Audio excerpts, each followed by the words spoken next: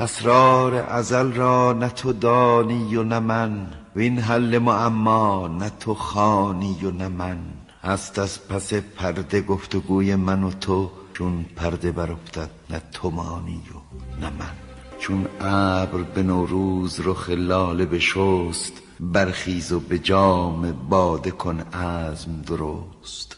کاین صبر که امروز تماشاگه توست، فردا همه از خاک تو برخواهد رست. من بی می ناب زیستن نتوانم، بی باده کشید بار تن نتوانم. من بنده آن دمم که ساقی گوید یک جام دگر بگیر و من نتوانم. از آمدنم نبود گردون را سود، وز رفتن من جاه و جلالش نفزود. وز هیچ کسی نیز دو گوشم نشنود، کاین آمدن و رفتنم از بهر چه بود.